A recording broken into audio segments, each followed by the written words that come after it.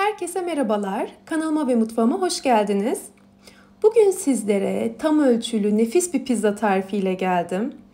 Evde pizza hazırlamak istiyorsanız hazır almak yerine inanın bu tarifi muhakkak denemelisiniz. Çok beğeneceğinizi düşünüyorum. Tarifimde kullandığım malzemeleri açıklama kısmında belirttim. Sözü daha fazla uzatmadan hemen tarifimizin yapımına geçmek istiyorum. Karıştırma kabımıza 1,5 su bardağı ılık suyu alalım. Suyumuz ılık olsun. Üzerine 1 tatlı kaşığı şekeri, 1 paket yani 10 gram kuru instant mayayı ekleyerek şeker çözününceye kadar karıştıralım. Kullanmış olduğum su bardağının ölçüsü 200 mililitre. Çeyrek çay bardağı kadar sıvı yağı ekleyelim ve tekrar şöyle bir karıştıralım. Kısa süre karıştırmanız yeterli olacaktır bu aşamada. Artık unumuzu ekleyebiliriz. 4 su bardağı unu ayrı bir kasede hazırlamıştım. Unu kontrollü bir şekilde ekliyorum. Unun üzerine son malzememiz olan 1 tatlı kaşığı tuzu da ekleyelim ve karıştıralım. İlk olarak hamurumu her zaman ben poğaça da yapsam, ekmek de yapsam, hamur işi ne yaparsam yapayım. Sıvı haldeyken ilk olarak spatula ile karıştırıyorum. Biraz kıvam aldıktan sonra elimle yoğurmaya geçiyorum. Bu şekilde hem hamur elime çok fazla bulaşmamış oluyor. Daha pratik olduğunu düşünüyorum ben. Bir miktar daha malzemeleri güzel karıştırdıktan sonra bir miktar daha un ilave ediyorum. Kıvamına bakarak un takviyesinde bulunacağım. Karıştırmaya devam ediyorum. 4 su bardağından biraz eksik unla hamurum istediğim kıvama geldi benim. Sizler unu kontrollü bir şekilde ekleyin. Çünkü kullandığınız unun markasına, kalitesine göre, diğer malzemelere göre un miktarı değişkenlik gösterebiliyor. Biraz ele yapışan bir hamur olmalı. Birazdan yoğurduktan sonra kıvamını sizler de göreceksiniz. Artık spatula ile karıştırma işlemini bitirdim. Elimle yoğurma işlemine başlıyorum. Kıvamına göre bu aşamada tekrar un takviyesinde bulunabilirsiniz. Ben hamurumu tezgaha aldım. Tezgahta yoğurmak daha kolay olacak. Çünkü hamur kabında yoğurmak biraz daha zor oluyor. Hamurumuz zaten çok fazla değil. 1,5 su bardağı sudan hazırladığımız için çok büyük hacimli bir hamur olmuyor. Daha rahat bir şekilde yoğurabiliriz yani. Tezgaha biraz un serptikten sonra hamurumuzu yoğurabiliriz. Sizler de bu şekilde yapabilirsiniz. Çok da fazla una bulamayın. Hafif hafif un ekleyerek elinize hafif yapıştığında hafif un ekleyerek kıvama getirmeye çalışın. Hamur işlerinde hamurun güzel bir şekilde yoğrulması oldukça önemli. Bunu her defasında belirtiyorum. Hamurunuzu ne kadar güzel, ne kadar çok yoğurursanız kıvamı o kadar güzel olacaktır. Yaptığınız hamur işinin de lezzeti o kadar güzel olacak ve yumuşak olacaktır. Yoğurmaya devam ettikçe kıvamının güzelleştiğini sizler de görüyorsunuz. Ve yoğurmaya devam ettikçe hamurum cıvık da olsa tezgahtan kendini bırakıyor. Gördüğünüz gibi daha tok bir hamur oluyor. Sizlere şöyle yakından kıvamını da göstereceğim. Elime aldığımda sallanıyor gördüğünüz gibi. Yani kesinlikle sert bir hamur yoğurmamamız gerekiyor. Elime aldığımda biraz kendini salıyor hamur. Şöyle bir toparlıyorum hamurumu ve az önce yoğurduğum kaba yerleştiriyorum mayalanmak üzere. Üzerine streç film geçiriyorum ilk olarak. Ardından bir mutfak örtüsü, mutfak bezi örterek hamurun katı 2 katına çıkıncaya kadar mayalandıralım. Ortamın sıcaklığına göre bu süre değişebilir. 45 dakika, 1 saat arasında bir vakit alacaktır hamurun mayalanması. Benim hamurum 1 saatte bu kıvama geldi. Çok güzel bir şekilde mayalandı. Hamurumuzun üzerine açarak havasını alalım. Hamurumuzu tezgaha alalım. Şöyle kaseden alırken çok hafif un serpiyorum ki elime çok fazla yapışmasın. Sonrasında yine tezgaha çok hafif unlayarak hamuru tezgaha alıyorum ve toparlayacağım.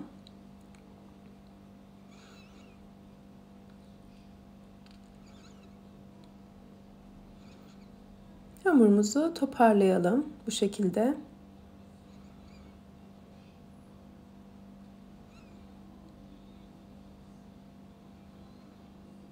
Ekstra un eklemedim. Tezgahta kalan unla ilk olarak elimle açıyorum. Sonrasında merdane ile açacağım hamurumu. unu az gelirse, daha yapışkan olursa, benimki gibi olmazsa eğer hamurunuz, çok az daha un takviyesinde bulunabilirsiniz. Çünkü merdane ile açarken cıvık bir hamur olduğu için yapışabilir. Çok da fazla ince olmayacak şekilde açtım ben. Tabii sizler daha ince hamurlu pizza seviyorsanız bu hamuru ikiye bölerek de hazırlayabilirsiniz. Ben bu kalınlıkta bıraktım.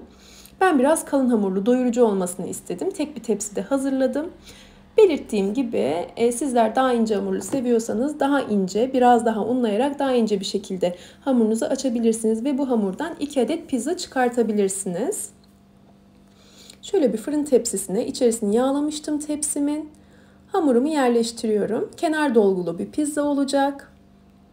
Kenar dolgulu olmasını istemiyorsanız daha küçük açmanız gerekir. Ben kenarlarının biraz dolgulu olmasını istedim. Belirttiğim gibi birazcık daha doyurucu olmasını istedim tek bir seferde hazırladığım pizzanın. Kenarlarının daha nizami gözükmesi için elimle yerleştiriyorum. Tepsinizi muhakkak yağlayın ya da yağlı kağıtta serebilirsiniz. Ben yağlamayı tercih ettim. Sizin kendi tercihinize kalmış. Diğer tarafta sosumuzu hazırlayacağız. Sosumuz için 1 yemek kaşığı domates salçası kullandım ben. Eğer domates sosu varsa onu da kullanabilirsiniz. Fakat bu şekilde de gayet lezzetli oluyor. Ben genelde bu şekilde yapıyorum. Salçanın üzerine bir miktar eklemek üzere çay bardağına su aldım. Kıvamını yavaş yavaş ekleyerek ayarlıyorum. Ne çok cıvık ne de çok yoğun kıvamlı bir sos olmalı. Karıştırarak kıvamına bakın. Sürülebilir sos kıvamına geldiğinde su eklemeyi bırakın. İçerisine ben 1 çay kaşığı kadar karabiber ilave ediyorum ve karıştırıyorum. Dilerseniz bu aşamada fesleğen kekik de kullanabilirsiniz. Ben fesleğen kullanmadım bu tarifimde. Kekiği de son olarak pizzama şekil verdikten sonra fırına vermeden önce kaşarın üstüne serpiyorum. O şekilde daha çok hoşuma gidiyor. Sosunda sadece karabiber kullanıyorum.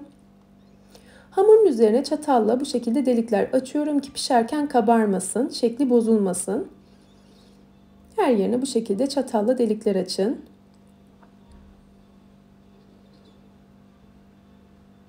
Sonrasında hazırladığımız sosu dağıtabiliriz üzerine. Fırçayla her yerine gelecek şekilde dağıtalım. Kenarlarına da dağıtalım sostan. Kenarlarına, dolgu kısımlarına malzeme koymasak da birazdan göreceksiniz. Sostan dağıtalım. O kısmı da kızarık olsun, kırmızı olsun. O şekilde daha güzel oluyor. Üzerine dilediğiniz malzemeleri ekleyebilirsiniz. İlk aşamada tabii ki bol miktarda kaşar peyniri ya da mozzarella peyniri. Ben 2 peynirden de kullandım. Mozzarella'yı üste kullandım. Alt kısma bol miktarda rendelediğim kaşar peyniri ilave ettim.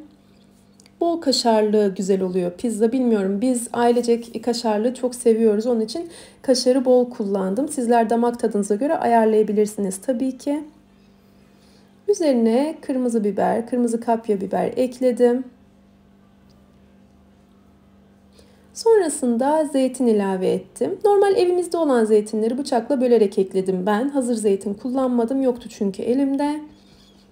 Zeytini bıçakla 3'e 4'e bölüyorum ve bu şekilde ekliyorum.